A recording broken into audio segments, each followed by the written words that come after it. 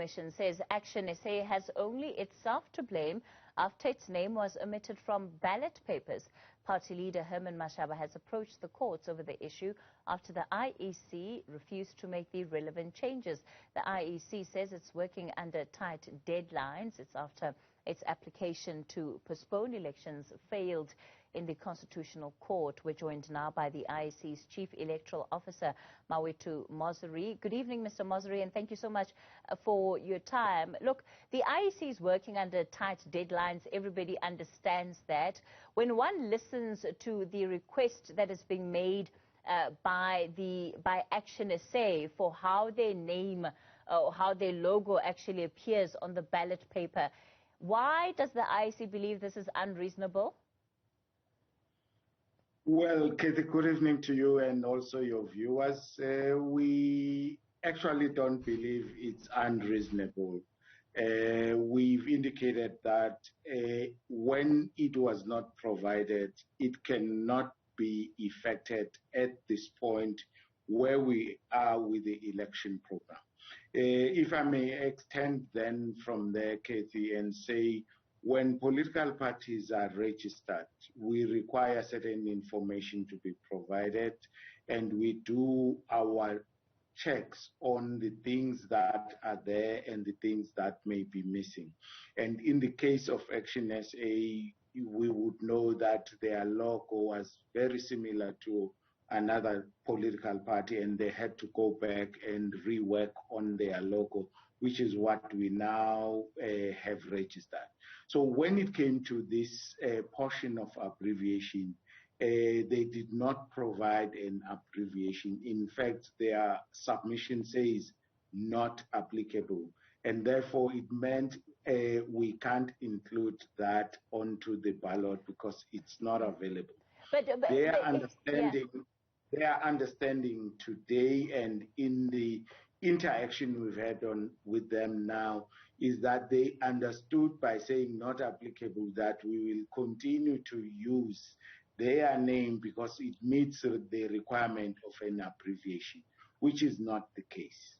Yes, and it seems to be, that there could well have been that misunderstanding because they say that they specifically ensured that their name met the specifications, which I believe is about 8 letters for the abbreviations, and that the IEC then would have taken it as it is.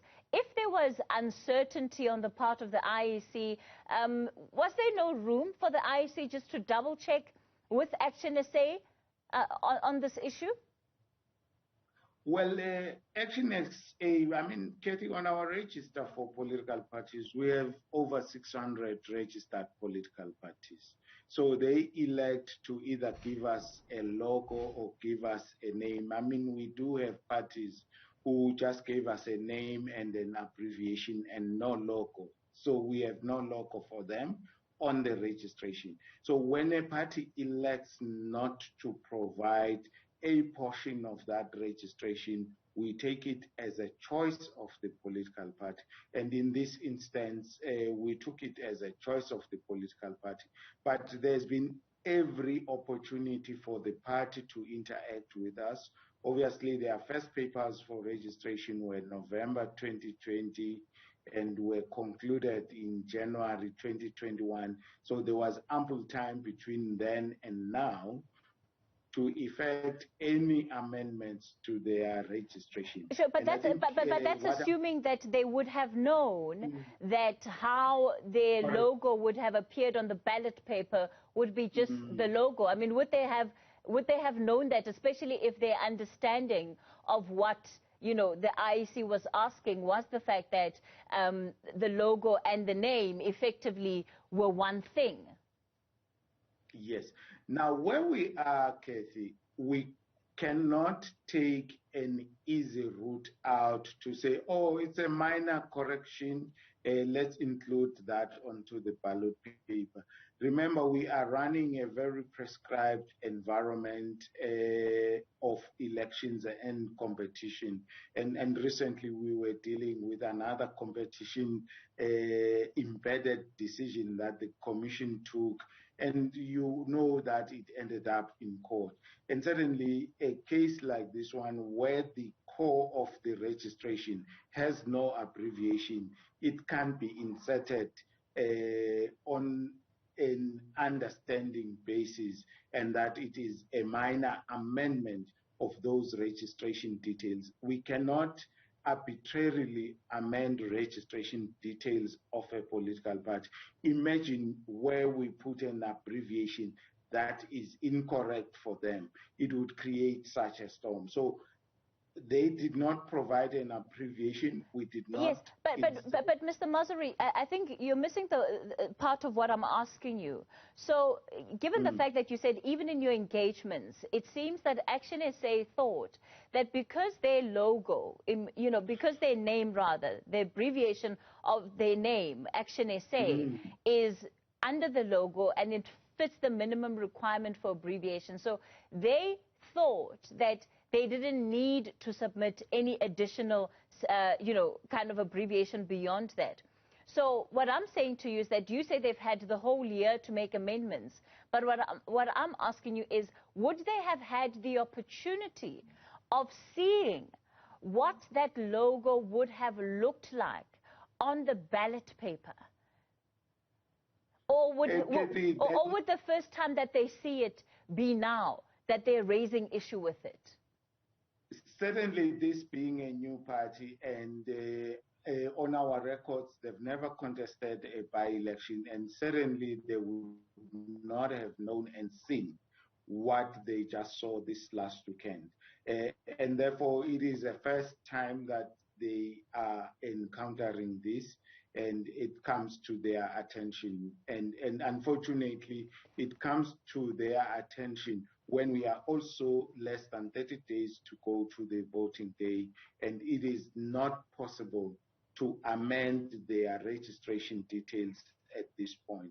But certainly, we cannot take an arbitrary approach or a casual approach to assist them this time and insert their name. Sure. Mr. Mosery, apologies, I'm going to have to interject there. We'll continue the conversation after this quick break. You're live on News at Prime. We're in conversation with the IEC's Mawethu Mosery. We're talking about this issue of Action SA and the contestation of their logo. More on this after this quick break. Well, we continue the conversation with the IEC's Chief Electoral Officer, Mawethu Mosery, over the contestation that has been lodged by Action SA rather, and this is over how their logo appears on the ballot paper. So, Mr. Mosery, one of the issues, of course, why this is so important is that we've learned from previous elections, and the case of the AIC versus the ANC comes to mind, where we have a party that seemingly gained votes, and some people coming